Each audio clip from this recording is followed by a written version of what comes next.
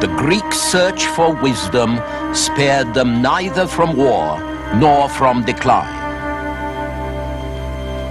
But the philosophies they left us, their questioning of everything, even the gods themselves, made certain they would never be forgotten. Greek thought, this time on the Western tradition.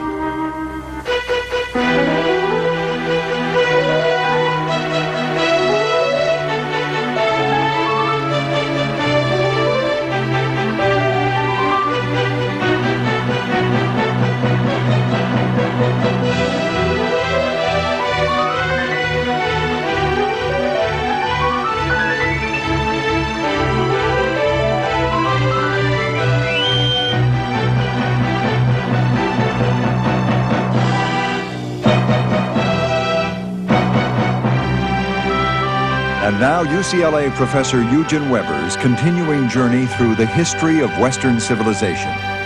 Now, last time, if you recall, we ended with the concept of Sophia, or wisdom, which was so important to the ancient Greeks. They had come to believe that the wisest man was the best man, and that his wisdom could be taught even to the poorest, even to the humblest among them. These days, of course, it's sometimes hard to understand why the Greeks made such a lot of fuss about things of this nature. In fact, our modern view of philosophy in general is that it is abstract and divorced from the real world. But the Greeks had to conquer their wisdom bit by bit, and they found it fascinating as they ascertained it, precisely because it helped them make better sense of the world they lived in. So they did the hard work for us. And their thoughts about nature and reality and God have so profoundly influenced us that we now take them for granted. But in ancient Greece, it was all very new. As the 5th century before Christ ended, a group of philosophers called the Sophists appeared. The word sophiste means either one who makes wise or possibly one who deals in wisdom. And so these itinerant teachers and lecturers crisscrossed the country, making their living by trading in Sophia. Some of them were good teachers, some of them were not, and a lot of their wisdom came down to teaching quickness of wit in argument so their students could win a case in court or make points in a political debate. Many sophists were regarded as too clever by half, and critical and subversive, because they were prepared to follow an argument wherever it might lead them. When you go all out after truth, you cannot tell in advance that the truth will be what society would like it to be. The sophist Thrasymachus, for instance, argued that rulers and governments make laws to their own advantage, and that there's no justice except in the interests of the stronger. Another sophist, Chronicler, argued that institutions and moral precepts were established not by gods, but by men like these as a matter of convenience. At least this is what Plato says Chronicler and other sophists thought. Plato was an Athenian born around 427 BC.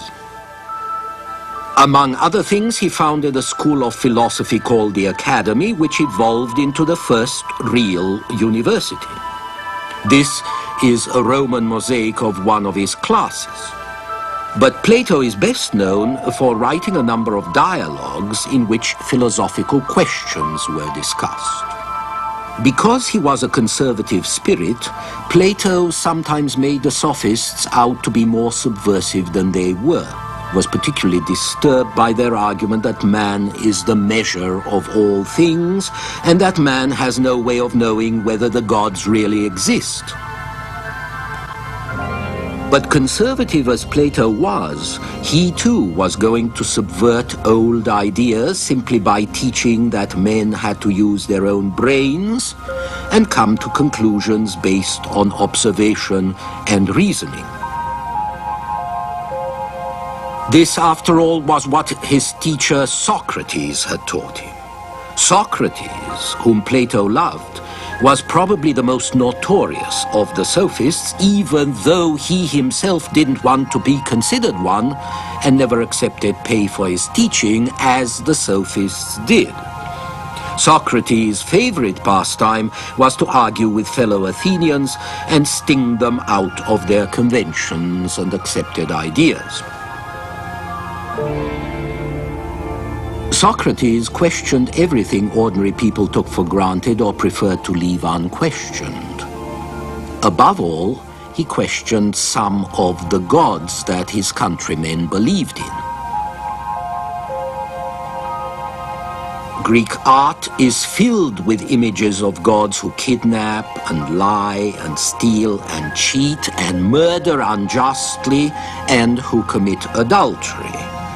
If these things were bad in a man, how could they be good in a god?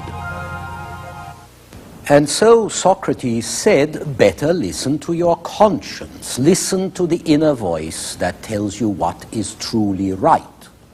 And if you don't know, keep asking questions of yourself and others until you find out. Now, this kind of free-thinking approach was particularly disturbing to Athenians at the time because of what was happening to their city. Athens was at war, and the war was going badly. By the middle of the 5th century BC, Athens had become an empire with its member states circling the Aegean Sea, and this expansion led her into a series of wars, culminating in the Great Peloponnesian War, the war between Athens and the states of the Peloponnesus to the south of it.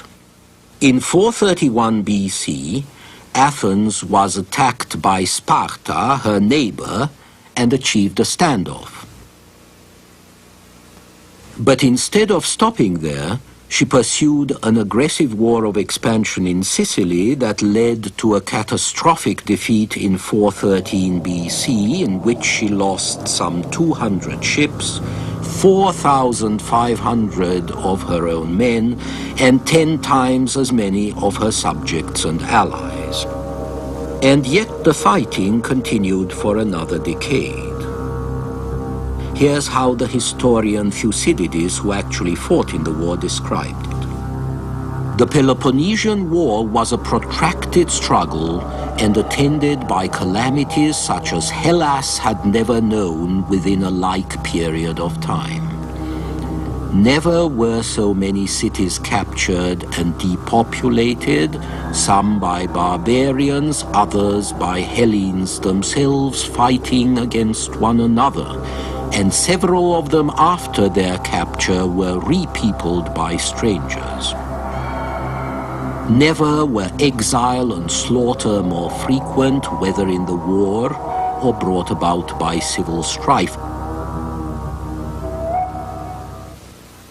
This endless and bloody war triggered rebellions throughout the Athenian Empire until Athens was finally defeated in 404 BC.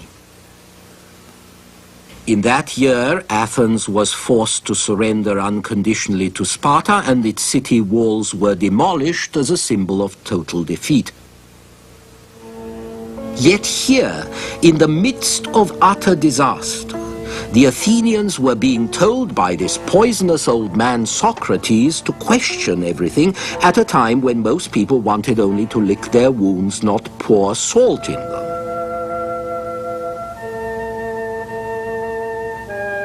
And so after being barely tolerated for decades as an eccentric nuisance, Socrates was put on trial in 399 BC on specific charges of impiety and for corrupting the young, but actually for asking too many unpleasant questions in a time of crisis. This is an 18th century version of how it all ended. Convicted by a very close vote because he wanted to be, Socrates was offered exile but preferred a sentence of death by poison as a martyr to free inquiry. 300 years after Socrates' death, Cicero, the Roman philosopher and statesman, Cicero said that Socrates had brought philosophy down from the heavens. But by wresting it away from the gods and bringing it down to earth, Socrates also helped precipitate a crisis in Greek religion. You might broadly define the crisis as a questioning of civic religion. Each polis had its civic gods and its civic laws, and worshipping the ones and obeying the others was part of being a citizen, part of being a member of the political community. But neither the gods nor the laws had much to say about morality, about real justice, let alone about the soul or what happened to the soul after death. And those were precisely the issues that Socrates and the other sophists were most concerned about. Is your first duty to civil law or to your conscience? If public and private duty clash, what are you supposed to do? Which is more important, the individual or the state? None of these questions has an obvious answer. The novelty was that they were being asked at all. And once you start asking questions, it's very hard to stop. You might even end by questioning the gods themselves. For instance, the sophists argue that if these traditional gods, like Athena, are inextricably linked to the city and their worship is linked to the laws of the city, then the gods must vary from city to city because different cities have different laws.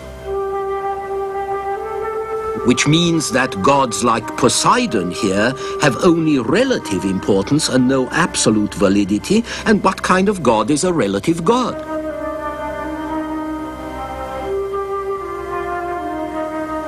As the philosopher Xenophanes said, mortals suppose that the gods are born and that they have voices and bodies and clothes like humans. But if oxen or horses or lions had hands and could draw with their hands and paint pictures as men do, they would portray their gods as having bodies like their own.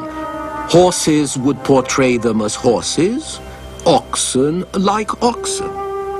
Ethiopians have gods with snub noses and black hair. Thracians have gods with grey eyes and red hair.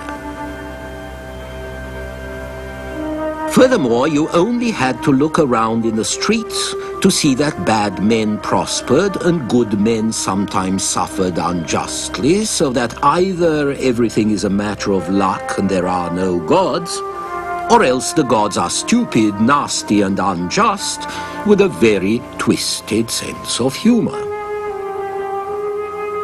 Every Greek knew that the gods particularly enjoyed imposing tests on innocent sufferers like Oedipus here, who after being abandoned at birth was set up by the gods to kill his father and then marry his mother. How can you respect unjust gods? All you can do is bribe them or appease them with sacrifices or prayers, but even that doesn't seem to work very well. As a young man in one of Plato's dialogues concludes, either there are no gods, or if there are, they take no care of men.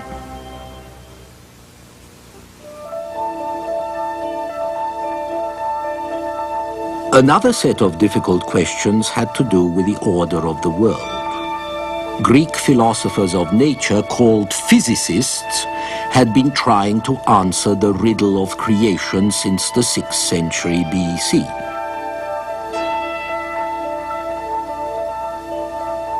Fish, said the philosopher Anaximander, are the ancestors of human beings who originated in water and evolved through several stages. Xenophanes, who died in 475 BC, noticed fossils and pretty much understood what they were. And there were other attempts to develop a scientific approach to knowledge. Hippocrates, who founded a medical school, applied the new approach to what was called then the sacred disease, the common term for epilepsy. I do not believe that the sacred disease is any more divine or sacred than any other disease, but on the contrary, has specific characteristics and a definite cause. It's my opinion that those who first called this disease sacred were the sort of people we call witch doctors, faith healers, quacks, or charlatans. If the patient be cured, their reputation for cleverness is enhanced. If he dies, they can excuse themselves by explaining that the gods are to blame.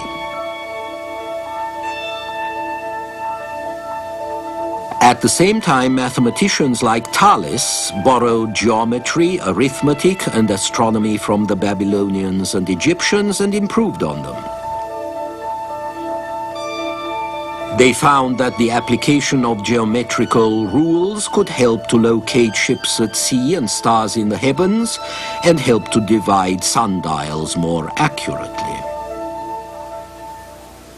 Thales himself predicted the eclipse of 585 BC.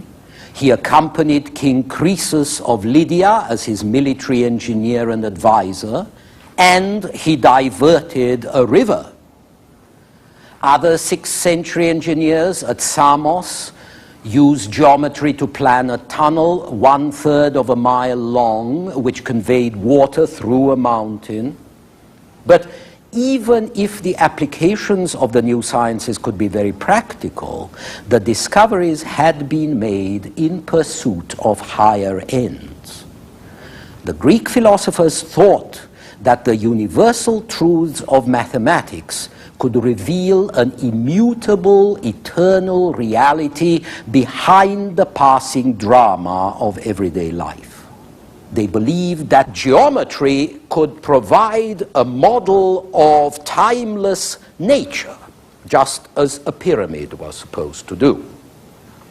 Plato suggested that the truths of geometry were not reasoned deductions from experiment, from figures that people drew or constructed, but that they were ideal memories, memories of the properties of ideal geometrical shapes that existed in some timeless realm which reason could barely apprehend. And Plato argued further that there was an eternal world of ideas, prototypes of the debased reflections of things that we glimpse here on earth.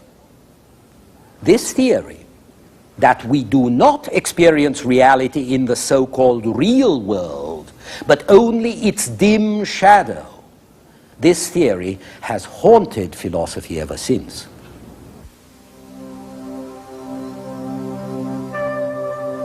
At the same time, the physicists were also asking what was behind life. Did everything start with fire, or with water, or with some other material element?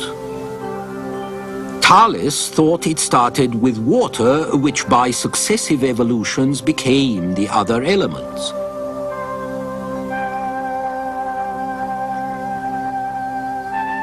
Anaximander, on the other hand, thought it started with a spiritual force, nous, or the mind, whose action on matter produced both movement and order. From this idea, there grew a tradition which regarded this first principle, or if you like, this prime mover of life, which regarded these as divine, in fact as God, a cosmic God, who wasn't just responsible for the creation of things and their order on earth and in the skies, but who stood for the ultimate truth, justice, beauty, goodness, harmony that you could not find on earth, and that you could not find either among the traditional gods on Olympus. This sort of transcendent God was rather abstract and hard to imagine, and so Plato tried to produce a more accessible version. He began with the view that ideal reality is perfect because it is immutable and changing. The objects that we see all around us, on the other hand, are inferior because they change all the time. A perfect object would not need to change precisely because it was perfect. There was one kind of visible object, however, that was not inferior, and that was the heavenly bodies. They change, but they always change in the same way. Their movement is always constant. To Plato, such regularity, such constancy were very special, and they couldn't have happened simply by accident. They presupposed a moving soul endowed with mind. Therefore, Plato reasoned, there must be a divine mind that moves the heavens, and this mind is God.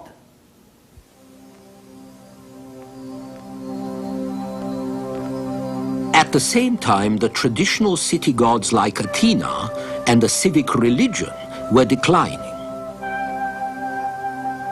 That's because as the poleis themselves were declining during and after the Peloponnesian War, they were losing their autonomy, becoming part of bigger states which told them what to do. And as the poleis civic religions lost their hold, at least over the elite, the Platonic religion of a cosmic God kept increasing in influence.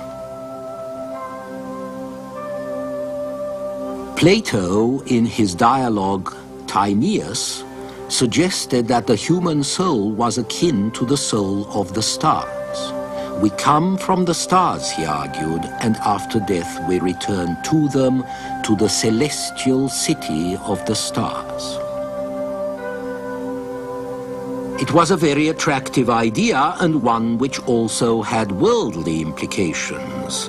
Because if there be such a place as the celestial city, and it would have to be a city because where else would civilized people live, then why should we not conceive its counterpart on earth? Less perfect, naturally, but still something for the wise, educated man to strive for.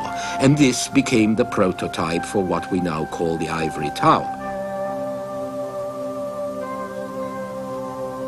Whereas once a socially active life was the ideal, now the ideal becomes escape to the contemplative life.